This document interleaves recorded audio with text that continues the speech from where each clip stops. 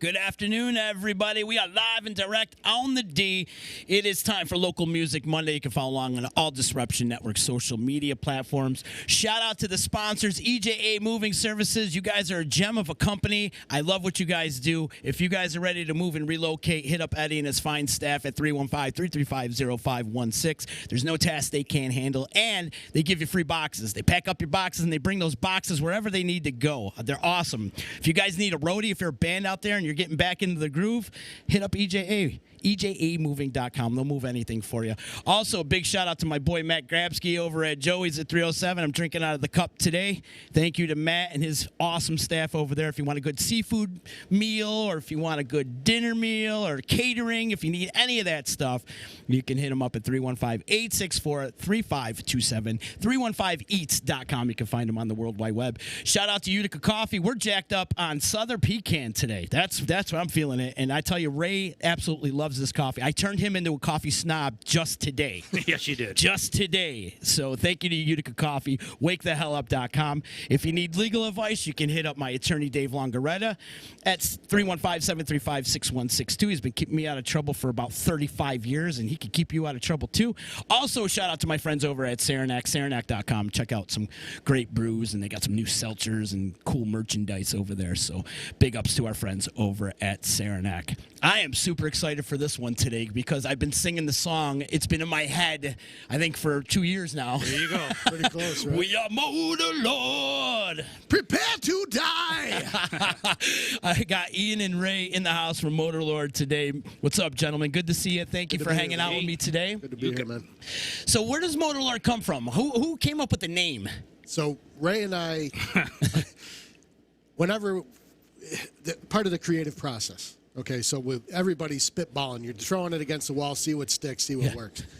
So we went through probably about 15 or 20 different names, and he come up with one called, how about the Highway Lords or something like that? And I was like, what about Motorlord?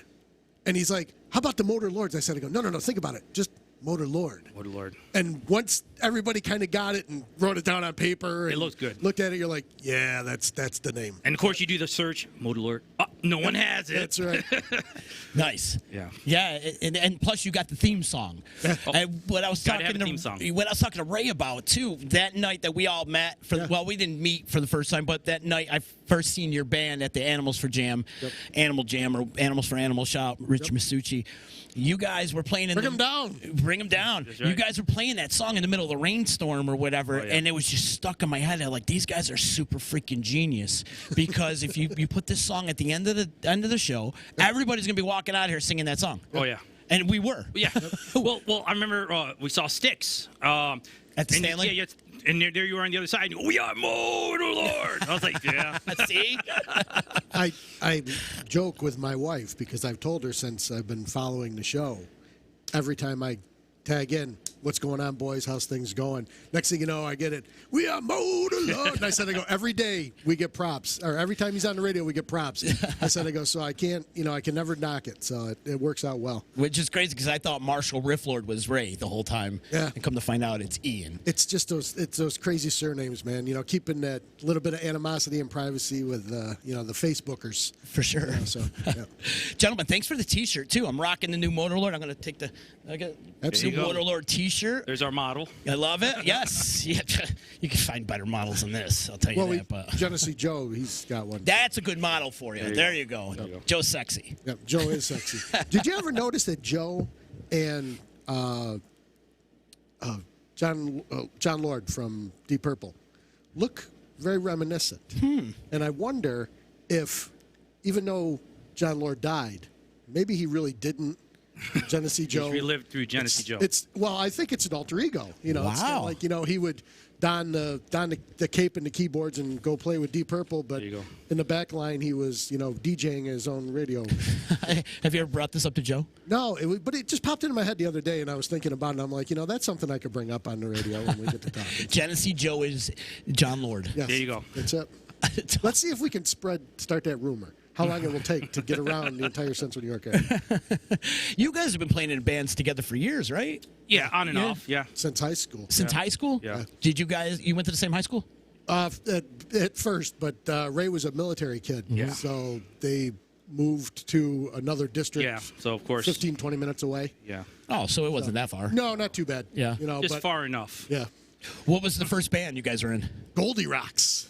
Well, together, yeah. Oh, yes. Rocks. Goldie Rocks? Yeah. Back in the whole like glam type thing, and just. Ray, He was in bands before. He was a dreamer. Yeah, Dreamer, Monstrosity, Yep. Satin. You were wearing spandex?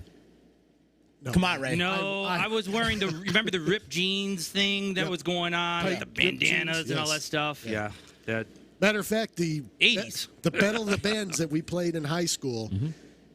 The pair of pants that I had was so damn tight. At the end of the show, we ended with "Ain't Talking About Love" by Van Halen. Yep. And I jumped up and did a kick, and I ripped the whole ass right out of the pants.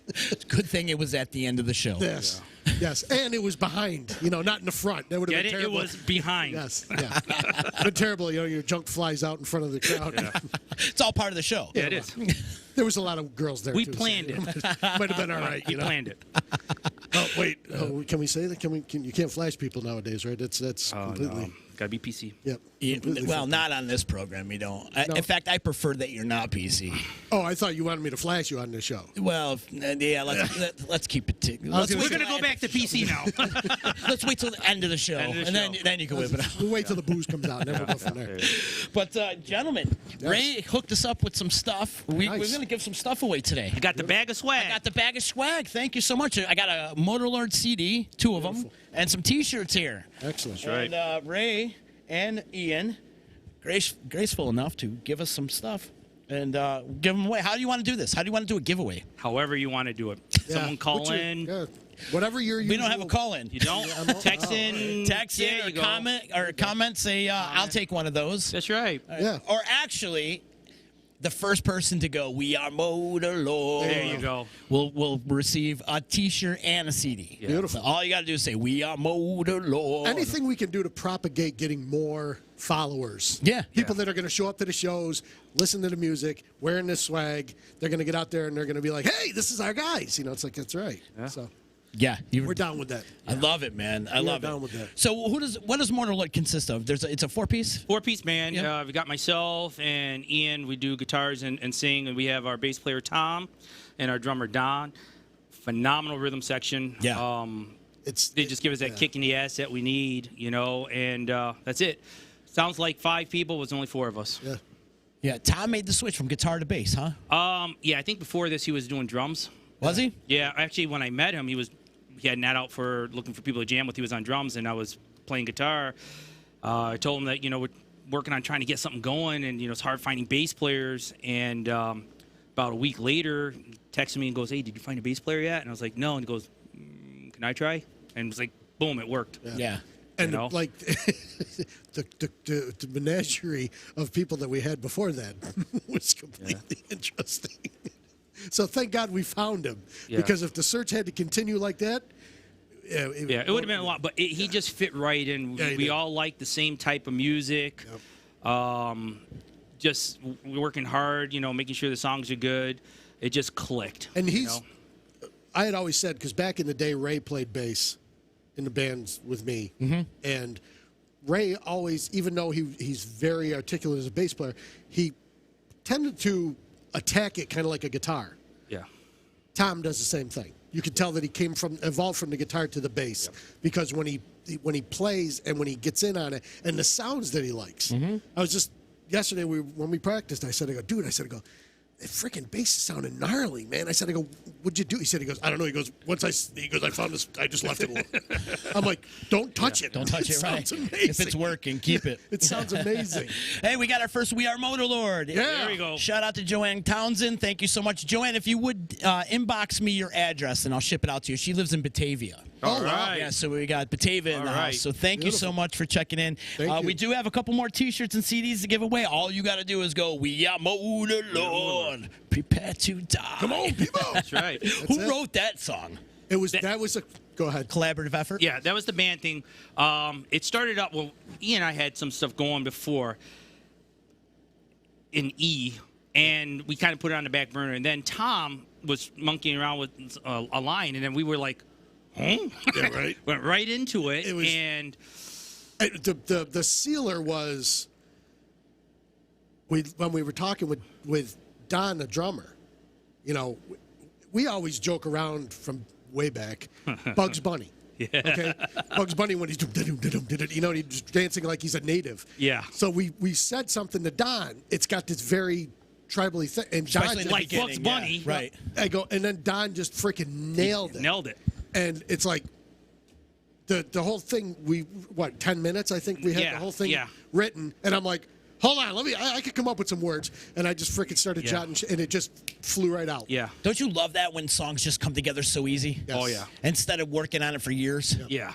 Yep. You know, there was some type of magic to that, and we noticed that when the sets that we built and the stuff on the album are songs that came together within 5 to 10 minutes for the most part. You know, like we write constantly, and when something clicks and everyone has a little, all right, there's their buy-in and their buy-in, and we put it together and it has a little bit of everybody in there. All of a sudden, the magic is there.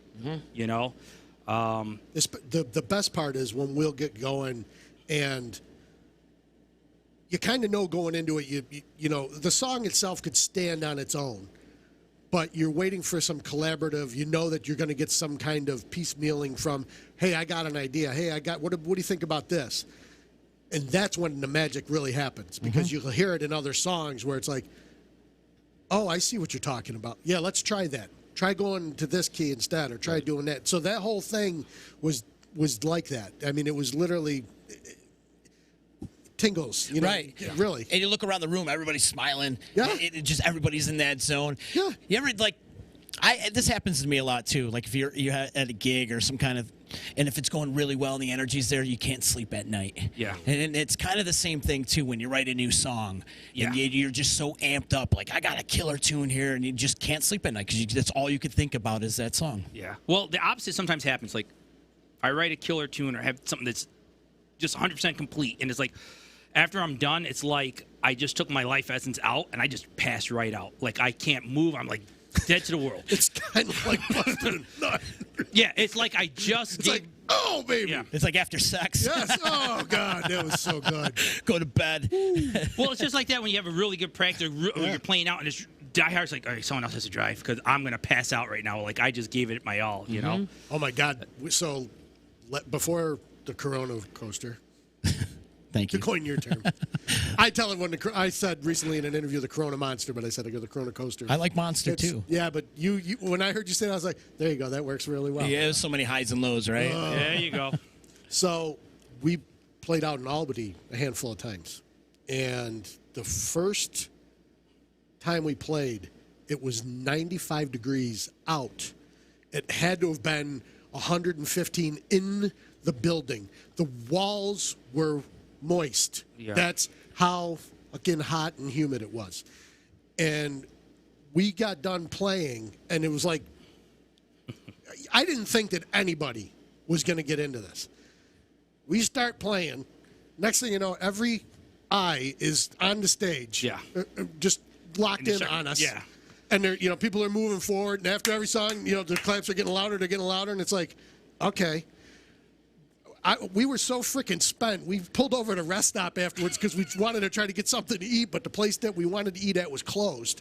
So we go to this freaking rest stop, and we're all sitting there. And like at that point there, I think all of us could have just fallen We're just asleep, crashing sitting right in the there chair. at the table. We're It's just like, all right, we're going down. It's like, yeah, we got to get on the road, or we're gonna Yeah. be stuck in Albany all night long. So, those moments that's awesome stuff. I mean, that was probably just getting out there as a band for a while, not playing out in a band, and getting out there and doing it was just like, bam, and it happened, and it was good, and it was like, oh, there we go, thank God. Now let's keep this thing going. And we try to pepper in stuff along the way, but it's, it's almost like somebody had an eye out for us. Throwing them a loik. The freaking CD is ready to drop. We were almost ready the end of December. It come out January. Yep. Bam, the world stops. Kick the freaking wheels right out off of it. We were just done.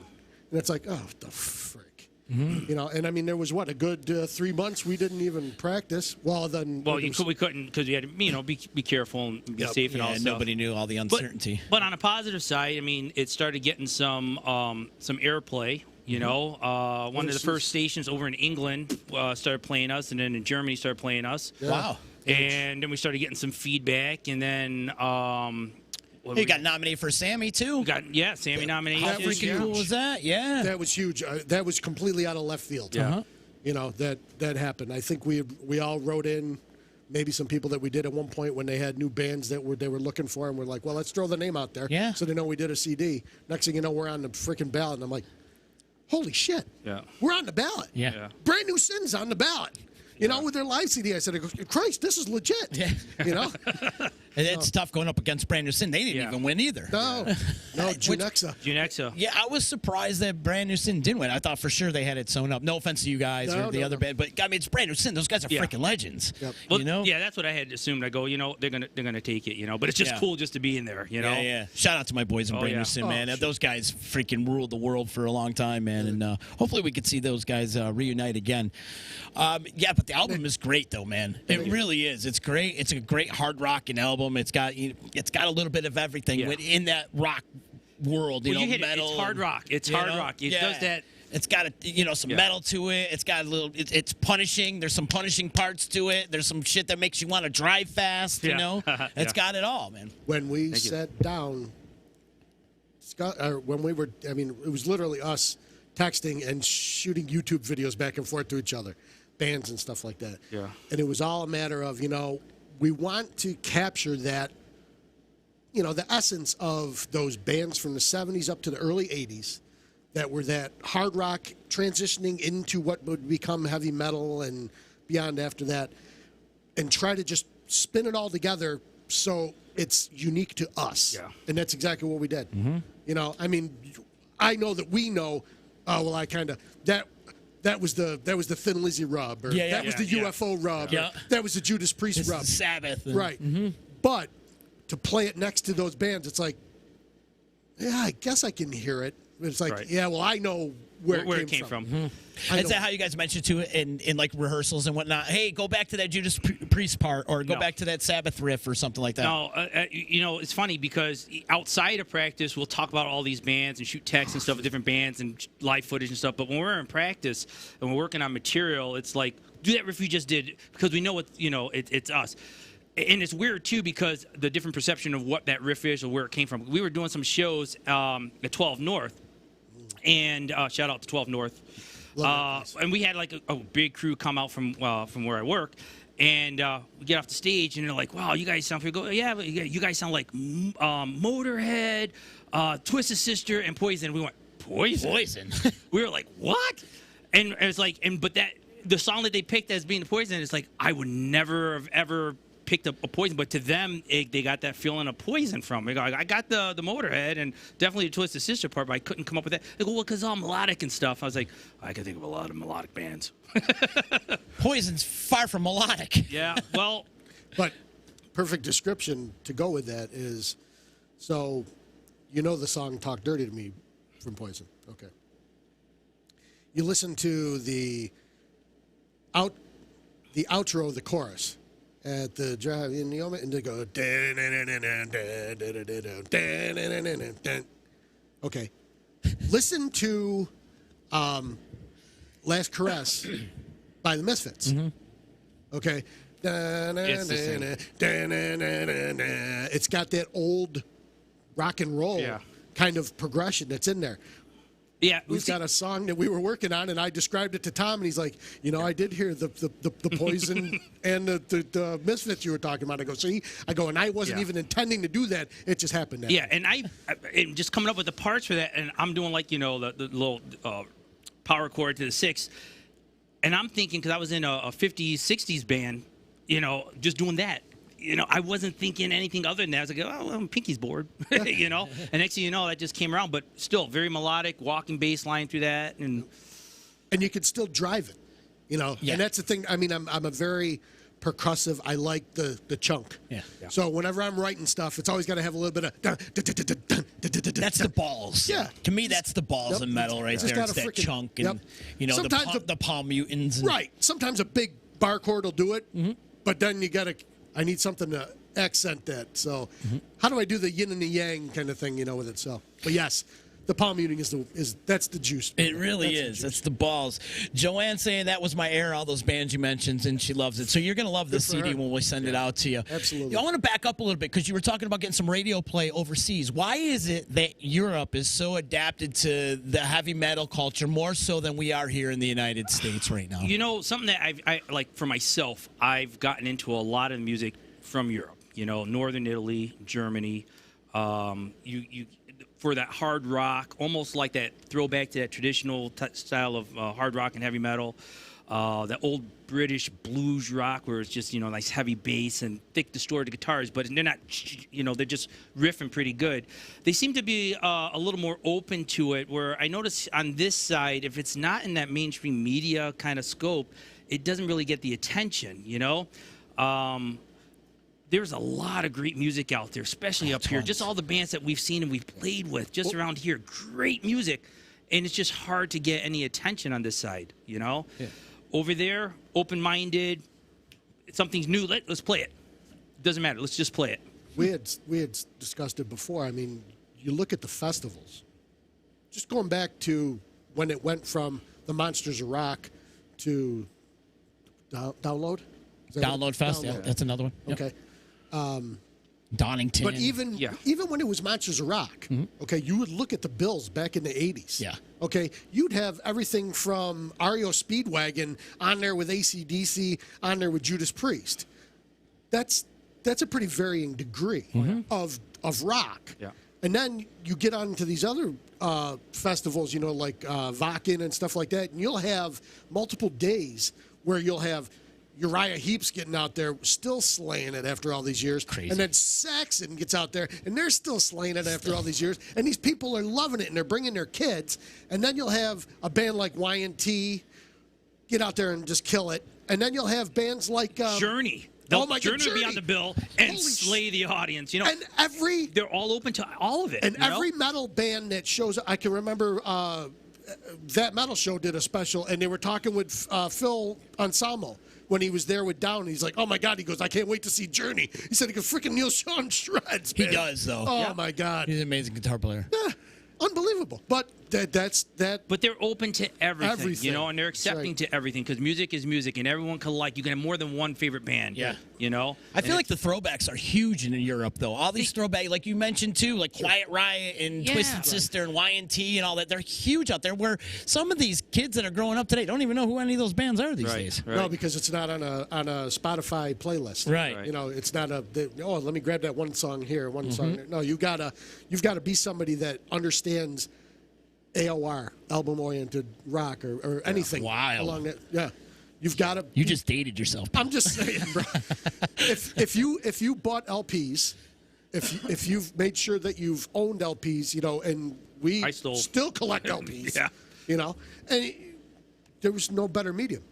And even to go back on it even further, when we were younger, you would get these things like, my God, you open up the freaking Kiss Alive album and there's this giant poster. Right. Stickers, posters, Oh my God.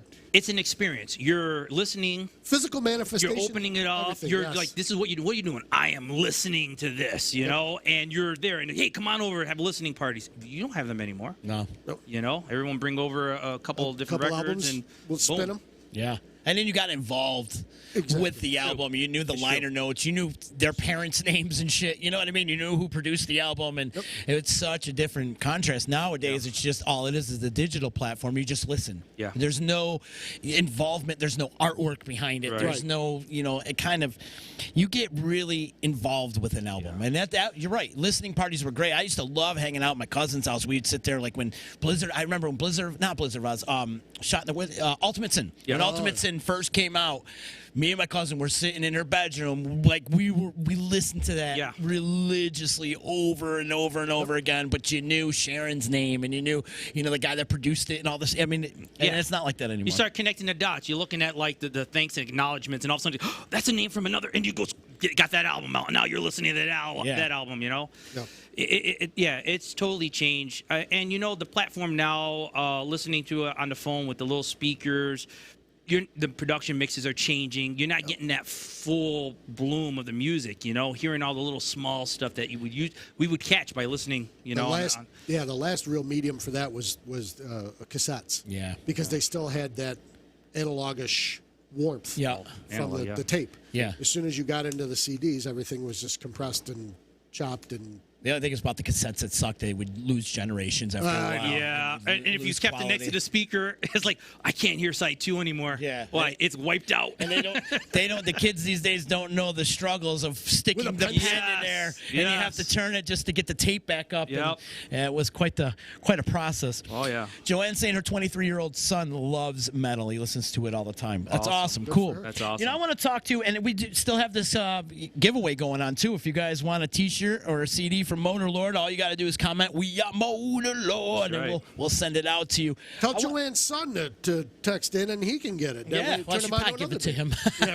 I want to talk about CDs for a second, though. Sure. Because here you guys have an actual physical CD, right? Yep. Do you feel that it's worth it to print CDs being a band nowadays? I do, because I like to see it in my music rack. Right. I like, and there's a whole bunch of people that like that physical manifestation of it, the whole packaging of it. I know that a lot of folks aren't into that, so we do have the streaming services. You can get iTunes, Apple, Amazon, all of that stuff, Deezer. But the CD format, I guess for us, would be like, I like to go into a store and kind of see it there. And I'm going to give a little plug for a local store. We got Music and More with Kathy. Yep. She sells our CDs there and stuff. And I like seeing it right there with everything else. Yeah. It's kind of cool. Other than that, for myself, I listen to CDs, I listen to albums, I listen to cassettes. I need to have it in my possession when I'm listening. I go into the same stance once it's on the big stereo, and I'm one of those people, component stereos. This is in the living room. It goes on my chest, and I pass right out, and I just listen. I go float away with the music, but I need the imagery. I need the whole thing. And But that's part of our generation. Right. Yeah. That's something that is ingrained, and there's more people nowadays that are at least starting to get into that thought of there's people that are collecting more vinyl, both new and vintage stuff. Yeah. So the more that those people start to grow to appreciate that, they're going to be somebody that would want to have that CD as well. It's a labor of love for us but it's a necessity. It's something that we want to put out. Right. We want to be able to have that for people to have. And you'd be amazed at how many of these, when we were talking about, over in Europe and Germany and stuff, how many of these older DJs, and I say older, they're 40s, 50s, 60s, they appreciate that. Yeah. Here's a CD for you. Oh, yeah. Thank you. Now I don't have to worry about doing all this with the file share. I just put it in and play it. Yeah. Right. It's something tangible that they can hold in their hand. That's what it is, And then the other thing is, too, like the bands you played in the 90s compared to what you're playing in now, you would probably print more CDs back then than you would today. Oh, right? definitely, yeah. Back then, that was what it was. You show up at a show, and the only way to get your music would be, you have a table set up, and you'd be selling it right there. Now, the first thing that you want to do, you're going to find a streaming service. Yeah. What do you guys use, like CD Baby or something? Yeah, we went through CD Baby originally with the publishing, and then from there they, like I said, everybody. Right? Yeah. Spotify, Pandora. You just type in Motorlord, right? Type in Motorlord in the search engine, boom. Yeah, it you're pops up everywhere. all You're over. everywhere, and that's the best part about CD Baby because it does all the distribution for you. Right. So they really do a lot of work for you. Yeah. Well, and then here now. That's our website, so you can get all that information. Everything is right on there. You can click on there, but you just type us in the search engine. It'll pull up everything, and then you can go from there wherever you feel most comfortable or wherever, For us, we were also one of the last artists or whatever to have physical distribution with CD Baby. because they've now stopped that. Oh, they have? Yeah. Oh, I didn't know Now that. they just do all streaming services. Oh, so when you're using their platform, it just goes out digitally? And a lot so of they don't services, print anything anymore? Yeah, a lot of services just went with the streaming because... Really? Yeah. So who's making CDs nowadays? I mean, they still have, like, the manufacturers that do that, Yeah. you know, but they're not distributors. Gotcha. You know? And I'm sure there's someone popping up or right now that we don't know of that might be trying to fill that void. For you sure. know? It's just like vinyl, though. Right now, to get a vinyl made, any kind of vinyl album, it's expensive. It is. People don't It's realize like how expensive it is. $5,000. Yeah. And you have $5,000 for like a minimal of 50 or something pressings, you know? Crazy. Yeah, it's expensive. It's crazy You expensive. know? Yeah. And it used to be way back. I remember way back, you know, like $150, and you got yourself like, you know, 20 pressings. Yeah. You know? So. Yeah, it was worth it. But. Do you remember the band The Killer Dwarfs? Yeah, yeah. Do you remember the video that they had where they show them Making their own albums in the basement? No. They took all these plastic toys and melted them down. Yeah. And then they put it onto this round turntable, and he took an iron and he pressed it Yeah, down. yeah. The next thing you know, it looks like it's a joke. Yeah, but Yeah.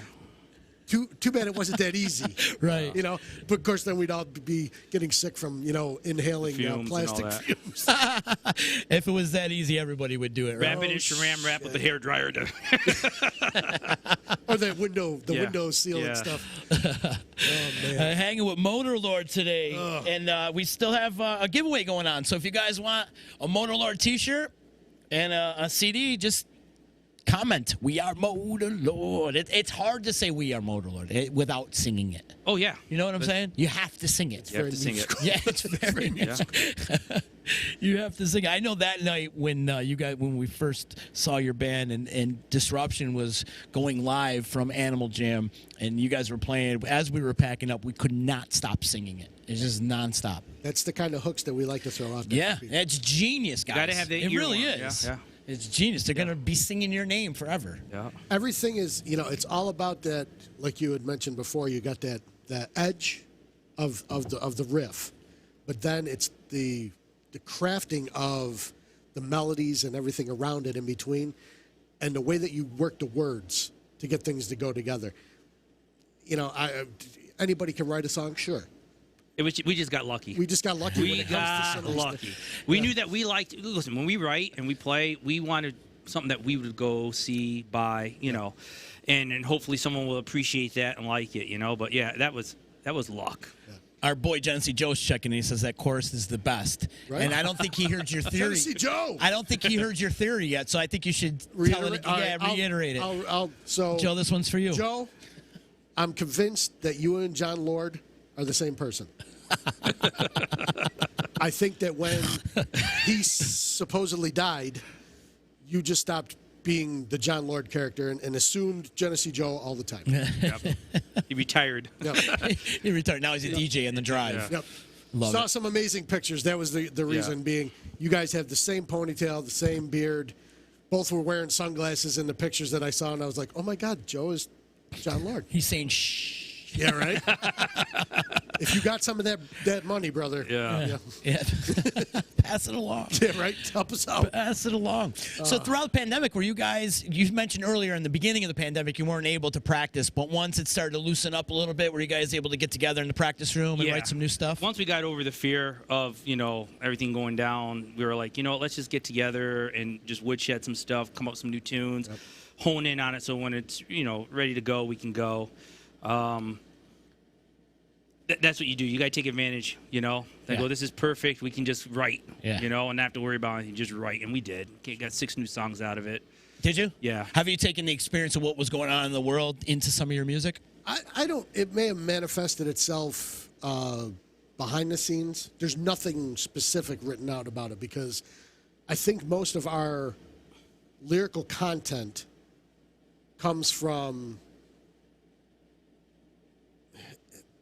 it's personal interpretation of certain things. There's a fine line, you know, and you don't want to cross that line where you're now starting to put a viewpoint out there. I'm old school. I think music is there for the entertainment and help people escape that reality. I agree. I'm not on a soapbox to preach anything to them. Everyone has their own opinions, and they can go ahead and do that in that realm. But for us, it's just when music, you just want to kick back, enjoy the ride, you know? I mean, we've had things that'll be as complex as, maybe there was a book you were reading. Excuse me, and part of whatever from that book just kind of caught you. So maybe you put that down, or a movie, something along those lines. And then you'll have other ones that just kind of come out of left field. Yeah. I mean, it's just the way it is. Like one of the songs that Joe likes is the song Mickey, second song from the album. Yeah. I was like so into Thin Lizzy at the time. I mean, everything that I was getting, I was just like playing it over and over and absorbing it and reading things and listening to the words and how how Phil Lynott, genius, was, crafting his songs. So I'm like, oh, Mickey. All right, so I'm thinking, well, the song that got me was a song called Johnny, off Johnny the Fox, and then the second song is Rocky. So I'm sitting here and I'm listening. Those two. We need a Mickey. Well, no, the way that they were descriptive of something. Slip them a Mickey. There you go. So it just, one thing snowballed into another, and I'm start writing down these words, and the first thing that came out of my mouth was, heard his name was Mickey from the wrong side of the tracks, and it just went from there. And all it is, it's a fictitious. Yeah. It's about It's a guy a story. that's It's a story. It's about a guy that was a musician and goes down the wrong way. That you can hear it in the words. He's selling your soul to the devil, kind of thing, and the devil comes to collect at the end. Yep. Yeah. I don't have anything that's like that. I mean, for myself, I'll go with Dark Magic. I wrote it about the damn coffee, Dark Magic from Green Mountain. Oh, yeah. And if you listen to the lyrics, the female character is the coffee itself, and it tells its own story. It slayed me. Where do you guys record your music? So we went to Ryan Abbott's studio. Oh, Ryan Abbott, Oh, yeah. Fantastic job. Mythoria. I have to say this. He had a lot of patience with us. Oh, yeah. But he knows his stuff. Like, we walked in there, and listen, we're older folk, and we kind of been around, so we kind of knew what we wanted. We didn't want any, gracious. Got us set up. We went through the songs. Boom. Went back, did the vocals. Boom. Went back to listen. We're done. Wow. Yeah, that was it. Easy process. But his Easy. meticulousness, though, when it comes to like just the little things, like hearing you strum the chord and your finger caught the string, and he heard it, and I'm like, where is it? But he heard it.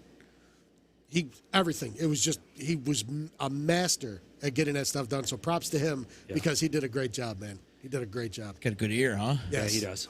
Yep. Great ear. And then he has the mobile recording studio too, right? Is he still doing? Yeah, the mobile that was stuff? originally part of the intention. We wanted to see if we could get him to come It's our rehearsal. because Don's kit is He's got a nine-piece mammoth kit. I mean, he's old school in that aspect. And I remember someone Alex had asked us Van once. Halen? Yeah. Well, we were setting up for a gig, and someone asked, "Does he use everything?" We were like, "Yeah, he uses every piece. Yeah. Like he orchestrates his drums, and he's a phenomenal drummer.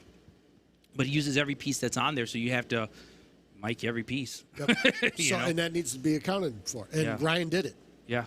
in the room, and it was amazing. I mean, Yeah. It's a lot of channels on a drum kit. Yeah. Yes. but well worth it. Yeah. Yeah, for well sure. worth it because that his sound, man, that's that motor. Yeah. You hear it in everything that we've got going on. It's like, Jesus, he's just a beast every time.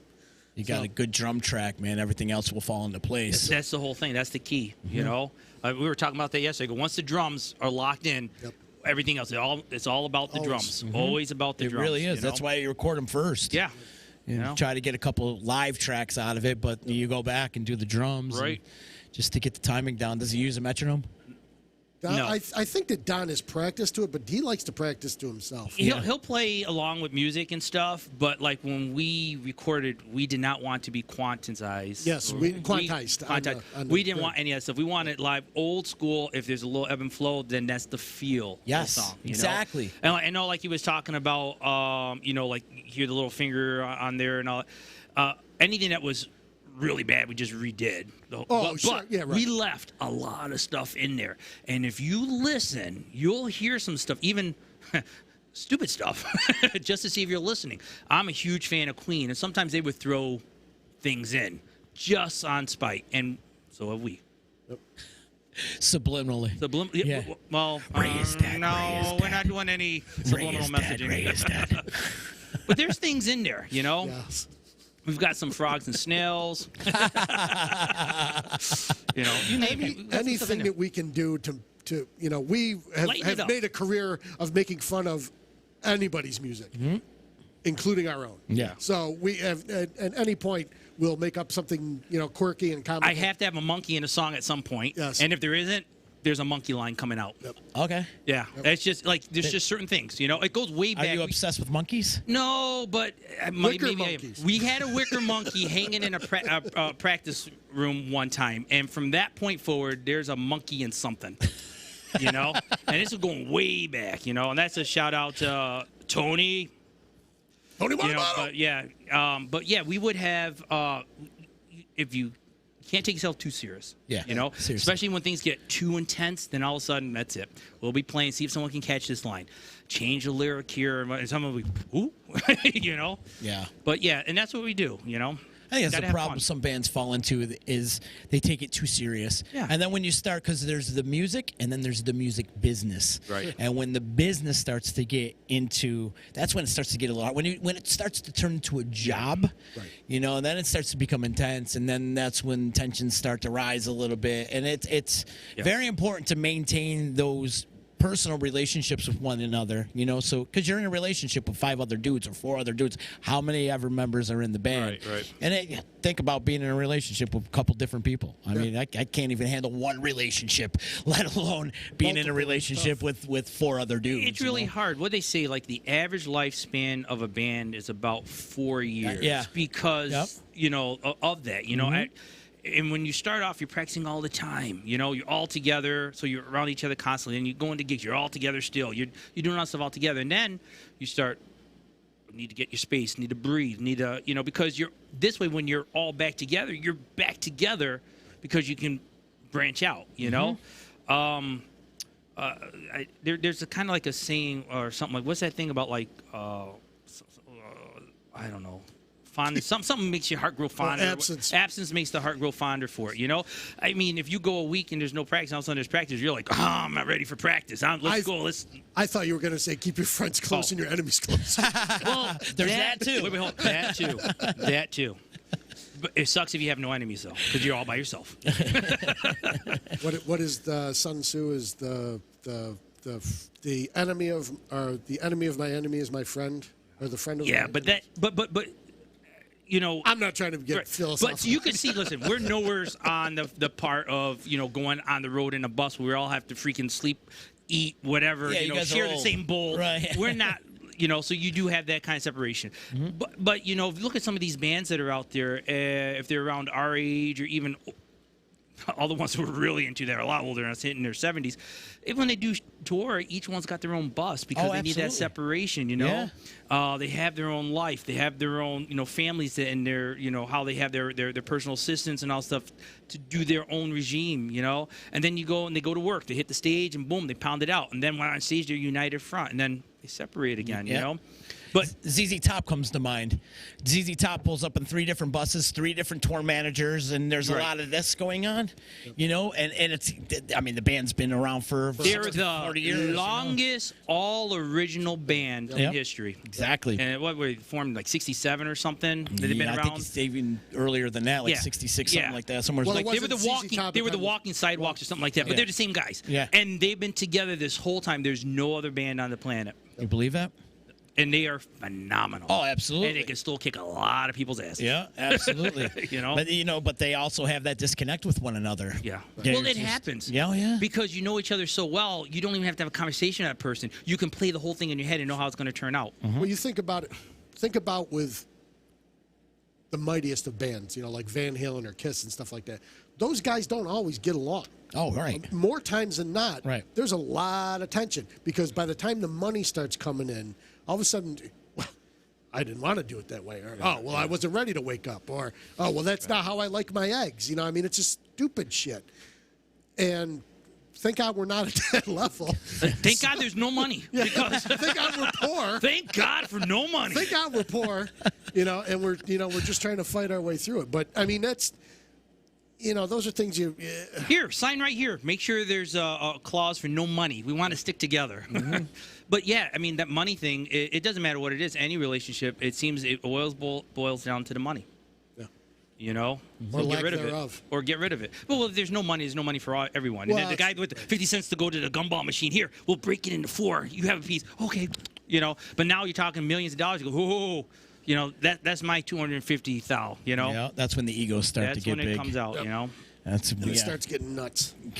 What's future plans for Motorlord? You guys So got any gigs lined up, or we're you guys? Yeah. Well, Hoping. here's We're here's what we're doing right now. As things are opening up, I know I've been talking with a few folks out there local. I'm going to shout out to Ian Vogel. We played with him at Second Engine Start, but he's got his own thing now, IV4.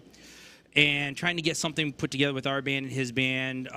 Still in connections with, Dangler and his crew and High Desert Sky. Let's give Yeah, them a trying to get shout out. something going. I love that band, by the way. great Great bunch of brand. dudes, I man. love that band so much. Yeah, out from Albany's way with the Norman's Killers and all that stuff. We just want to get something going. We can bring some of these people together and kind of do like a showcase. Well, the other so we're one looking is for the Dying Breed. Oh. You got to give props to those boys. yeah. For Because sure. we've done multiple shows did where couple- it was us, them, and High Desert High Sky. Desert Sky and And I stuff. mean, you talk about a power packed freaking set. I mean That's that's it, that yeah. right there. hit them hard. Dying Breed, great band. They are. Oh great. yeah. Great band. Oh yeah. High Desert Sky, another great band. I love the sludginess of that band. The High Desert That's Sky. that It's a stoner very doom. I stoner doom. love it. Me Oh, too, man. That's the stuff like.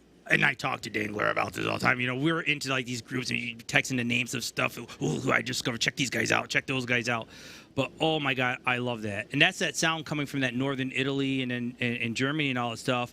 Just staying current with these type of bands, and they're bringing back that old style, the early Sabbath, early Slade, all that British blues type thing. Just squished together, and it's just really good, Yeah. And they're young cats. A lot of these bands that are coming out doing that stuff, early 20s, and it's like, wow, they have it, It's good to hear that these kids actually are into But that's that why I type of say thing, you too. look at that set. You've got a plethora of heavy rock, from High Desert Sky with their stuff to a Dying Breed with their stuff, and then Motorlord with our stuff. Mm-hmm. We didn't like trip on each other.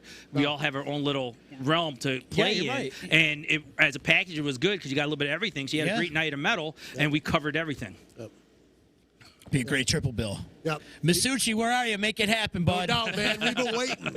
Bring him down, production. Where you at, boy? And I've been giving him props, too. I Yeah, did he an deserves interview- it. Did an Yeah. interview with John Verno from Rochester on Metal Mayhem ROC. Cool. And I was telling him about that because he wants to try to get us hooked up with stuff out that way. Yeah. So hopefully we can get, between Albany this way and Rochester, we can cover the whole I-90 corridor again. So. Yeah, I got a great band out of Rochester, Poison the Prophet. You guys familiar with those guys? No. My boy I'll have to check Jason them out. Acevedo. Really? Amazing band. In fact, I had him on my playlist today when I was working out, and I was like, this song is so freaking good. I put you guys in touch with one another. Yeah, that'd be great. Yeah, that'd be awesome. And I want to bring my boys up, Outlier from North Carolina. We did a thrashing of Varick Street back in July of 2019. Yeah. And we had it was a Pantera tribute band, Outlier, Beside the Sun, and there was another metal band. I can't remember who else played, and it worked out great. And the dude from Outlier is originally from Utica, so all his family turned out, and it was really that's good, awesome. and they loved it. So I want to bring those cats back up too. Now that things are starting to get going again, maybe I got to put on the promoter hat again. Yeah, I don't know. definitely. You yeah. know a lot of people, man. I've Nah. been watching the show. I know yeah. a lot of people. Oh man, it's crazy. Sometimes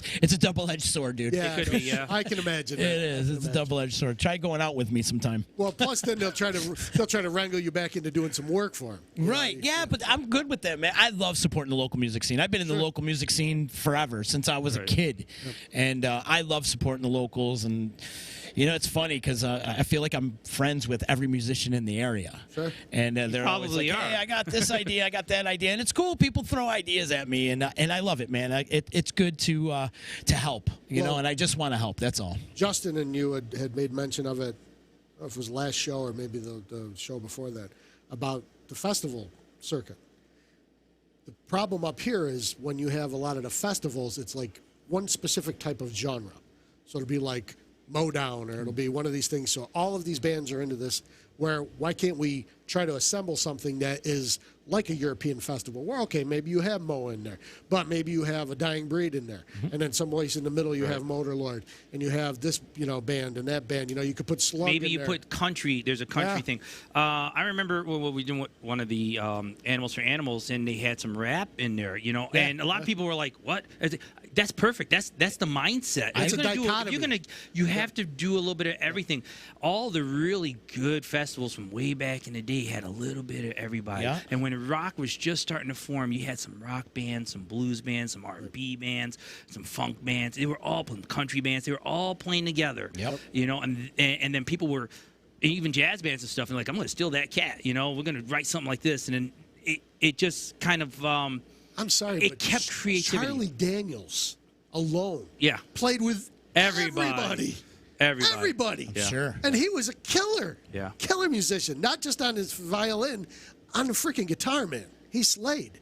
And he played with everybody. And he played with jazz dudes. And he played with the freaking rock dudes. He played with all the southern rock dudes. Yeah. Oh, yeah. Like Country crazy. and all of them. You name it, he jammed with them. That's perfect. You need that variety to make. What happens? It prevents that kind of inbreeding kind of stylistic sound from happening, because then all of a sudden everything becomes too predictable. Sure. Everything becomes too much the same. You can't really distinguish one act from another because they're too similar. And you're kind of alienating yourself too You are. with a crowd to be coming into the venue, Right. because it's only going to be one particular crowd. Right. Well, then it also breeds that nasty competitiveness. Yeah. It's okay for a little bit of the competitiveness. Like it's Good like, point. I'm going to go out there and up my game because those Right. guys did a killer show versus. There's I don't only wanna room deal for with that one style of that one particular type band, but you have a lot of different styles, and come with us because we're not tripping on each other. Right. And there's enough similarity in the core of what we're doing that everybody can. Oh, I dig it. Yeah. I get it. Yeah. That's what I appreciate about Masucci's shows, because Masucci's shows were always all over the place, multi-genre. Yeah. And there was so many things going on: hip-hop band, jazz band, country band, metal, Acoustic lot acts, of metal everything, bands, everything coming- acoustic acts, yeah. everything going on at once. So now that the world's starting to open back up again, we should get him on board and maybe doing another Animals Jam, right? I think definitely. anything that there's enough hunger for everybody. We were discussing this recently too. For everybody to want to do stuff, they want to see some shows. Yeah. They want to go Cabin out. fever. They want to go Cabin out fever. and be able to socialize. And they want to be comfortable. Yes. So let's do some freaking outdoor shows. For sure, man. There's some 12 North. They've got outdoor accommodations. The Legion in Oneida, they've got that huge pavilion where they're opening up and they're doing outdoor shows. Cool. Let's try to get some of these things going on. Christ, let's do our We'll own get a version. field. We'll get a field and 2 flatbeds and put them together. That's and what I'm thinking We'll too, do- brother. Let's do a backyard party and couple have a of food bonfire trucks. and Yeah, shit. a couple food trucks. Yeah. We get a whole thing like that, and just We'll do our own Woodstock up on Griffiths. There you We'll go. go up there, up off the flame lines. We won't set any fires, though. Right. No fires, That no sounds like a rape, federal offense right now. no raping. Oh yeah, No Well, raping. No raping. You won't be walking around in shit, Well, we won't or sliding in it. sliding in it, right? we won't invite Fred. Yeah. Keep him right on. How many people you think got hepatitis after Woodstock Oh, '99? Jesus. That's probably half the people. How that were many taking- people are immune to everything now because of Woodstock '99? How about that? Hadn't thought about that. that herd immunity. That's, Yeah. That's it right there. Sliding in other people's shit.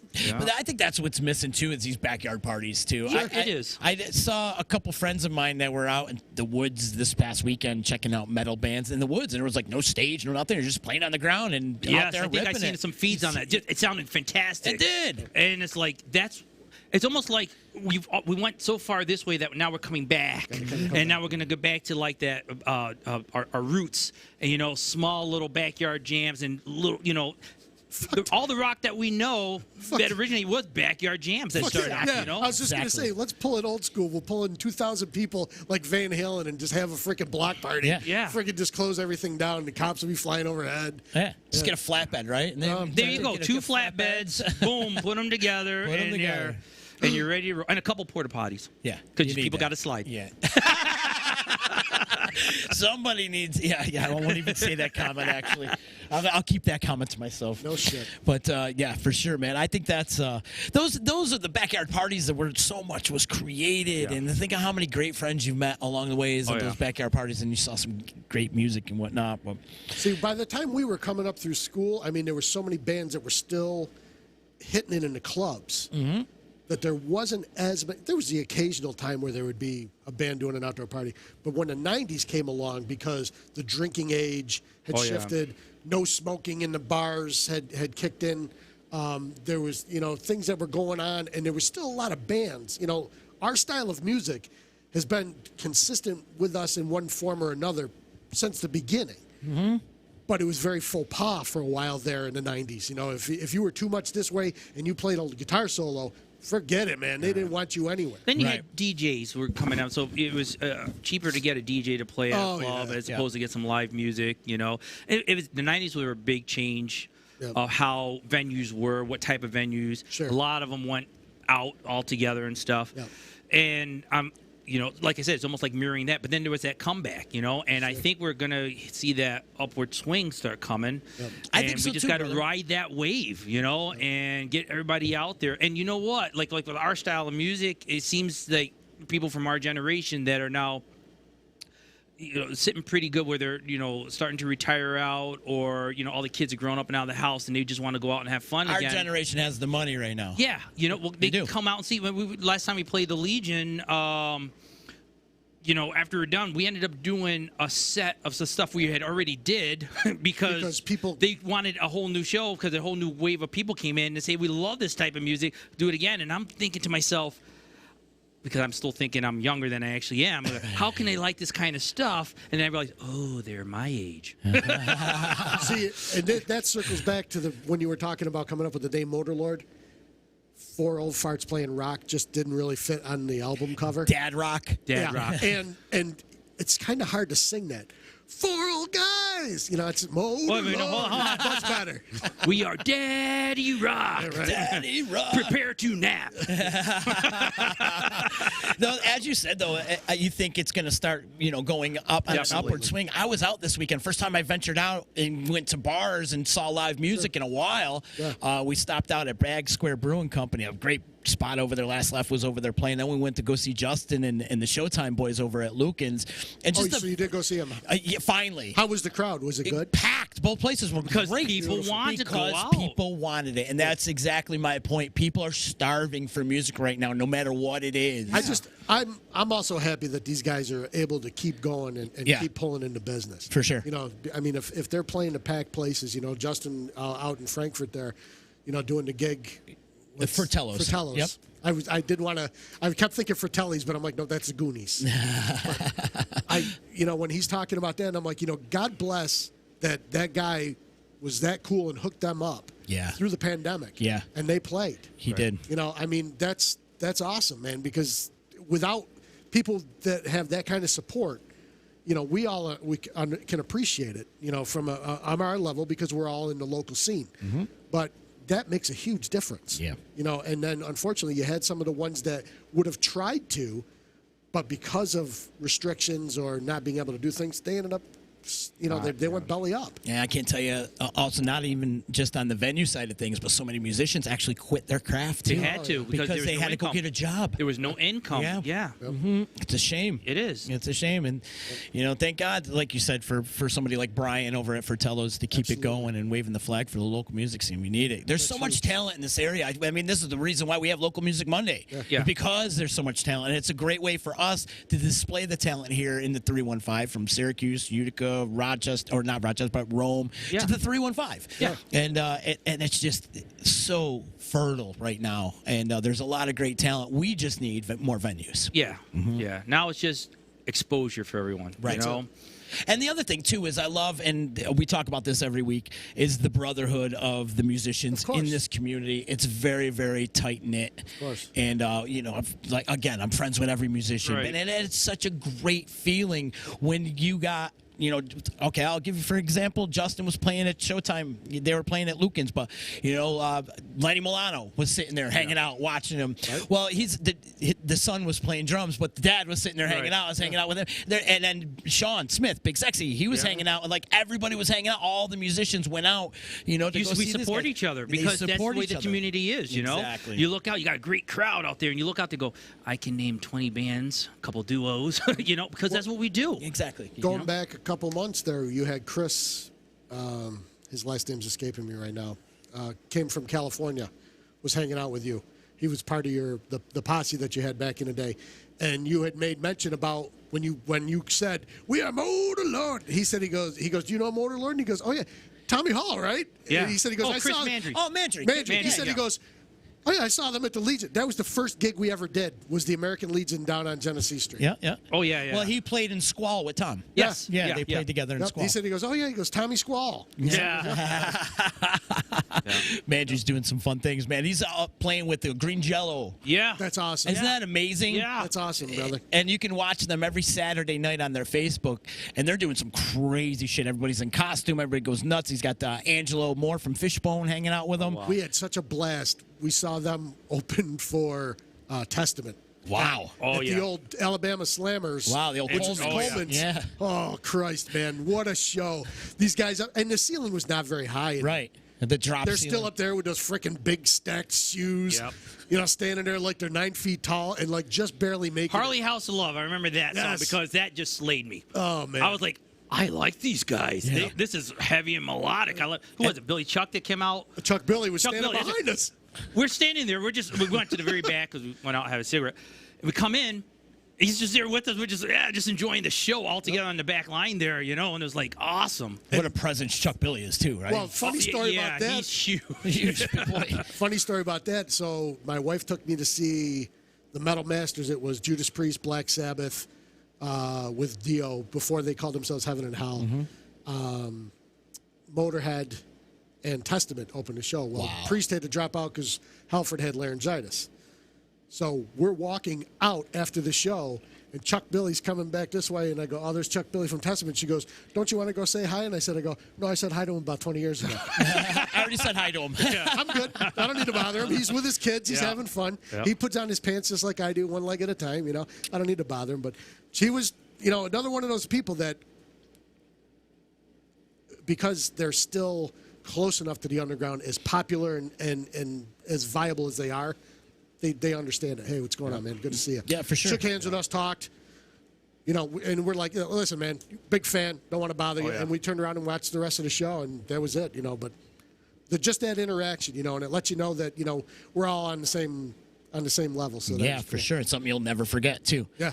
I feel Joey Belladonna's on that spectrum, too. Oh, yeah. Because you see Joey out because he's a local guy. Yep. You see Joey in clubs. Chief either Bigway. playing, Chief Bigway playing the drums, doing his thing. But Joey's a dude who'll sit there, hang out with you, and talk to you forever. And he's just such a good guy. He is. And, a mutual friend of ours, Mark Montalbano, met him, and he had a picture from, I don't even remember when it was, a million years ago. And he brought it and gave it to him. Oh, no, it was the wedding announcement when he married his wife. And he's like, oh, my God. He goes, you have this? He goes, yeah. He goes, I had it in a scrapbook. Yep. And he brought it out to the show when he played at Turning Stone and gave it to him. And his wife is his manager. yeah.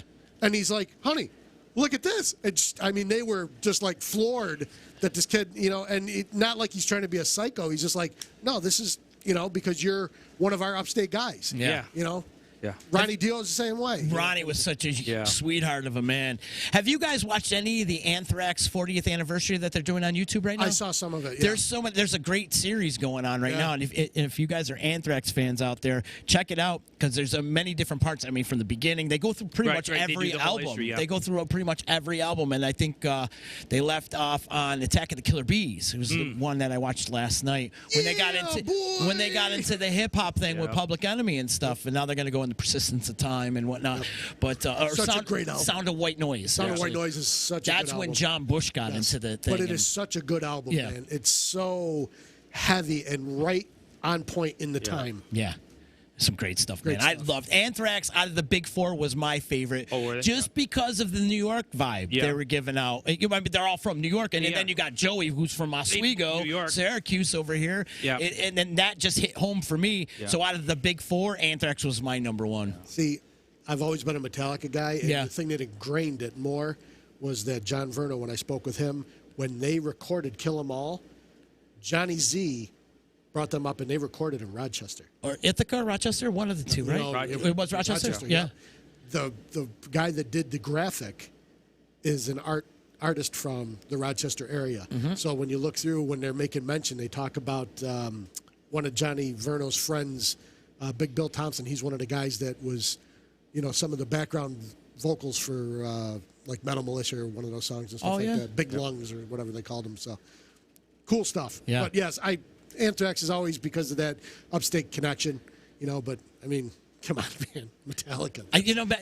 That's the core, the roots of it all, man. Yeah, I agree. I agree. But Anthrax started before Metallica. They did, and No, Anthrax I had a know. little bit of that hardcore sound that originated from New York City. Yeah. You know, so they gave that little spin. So they weren't. You can have an Anthrax and Metallica. There was like no covering of ground. You know what I mean? Right. And that allowed that to happen. You know. But yeah, they have a New York sound. A lot of people don't realize that. You listen to the first couple albums, it's a New York sound. You know? And Anthrax they did whatever they wanted. Yeah. Obviously, yeah. the hip hop and whatever they did in the Yep. rock, and how many cover songs did they do throughout the years? Right. And this shit, they were covering the Temptations. Yeah. Ball of Confusion. Yep. They Yes. covered Ball of Confusion on top of other things like Pipeline and all these other great. Even Antisocial. That's a cover song too. Yeah. But the way that they did it, Yeah. it's so cool. Yeah. Because you can hear that nod to the original, but it has their sound. Right. And when they play it in the set list, like people that are young that wouldn't know, They they're don't know kind of like, wow, that's a great song by Anthrax. It's like, yeah, but it's not. It's Trust. That's Trust. Right. Yeah. Yeah, They're crazy, just man. great stuff, man. Great stuff. Motorlord, this has been great, dude. We got to get you guys back. Absolutely, If you guys, seriously, if you got a show coming up or another album, please use my platform. I tell all the bands this all the time. Please use it. This is what it's here for. We It's for you appreciate your guys. support, though. Well, listen, we'll Thank let you know. for the support, bro. You're on every week, man. And I will not miss it. I will not miss it. You're here every week, man, and I appreciate it. Thank you. You're welcome. It really is flattering to me that people are here every week and week in and week out. We all support each other. That's And how we that's get how through it all should of it. be, Yep. man. So thank you for all your support. Very Both welcome, man. even though I thought Marshall Riff Lord was him. He's the Riff Meister. He's the Riff Meister. I got you. Is there anything you want to plug before we get out of here? How No, can just people go out find you and on the support your- socials? Yeah, well, he's got all the good info. But, I mean, Yeah, listen, if you want to type in Motorlord, your search engine, something will come up. We stream in on iTunes, Apple, Deezer, Pandora, Spotify, et cetera, et cetera. Listen to us, come out to our shows. We'll put you on our guest list. Thanks, man. There you go. Thanks. Awesome. just get out there and support local. I think what we as should often do as you is can. form our own show. We'll put together a should. nice package of a couple bands, should. 4 or 5 bands or something like that, and just Especially in take summer. over a night Take over somewhere, someplace, yeah. maybe Sickenburger or something Yeah. like that. We can do. Absolutely. We've done some stuff there before. Michelle and Steve Classic have been really supportive of things that I want to do over there. So I think And maybe Rainbow we'll do is something over back there. in action, right? Rainbow's back in So action. We can get him out there. I seen him this weekend, Good. actually. Good. He's doing good. He's got brand new accordion and That's everything. and fantastic. crazy, man. That's Crazy. good. That's awesome. But guys, thanks for taking time, man. You came all the way from Brewerton, so thank you for coming all the way down Oh, here. good, man. I would, if I had to, I'd drive to Albany for you. That's the nicest thing anybody said to me today.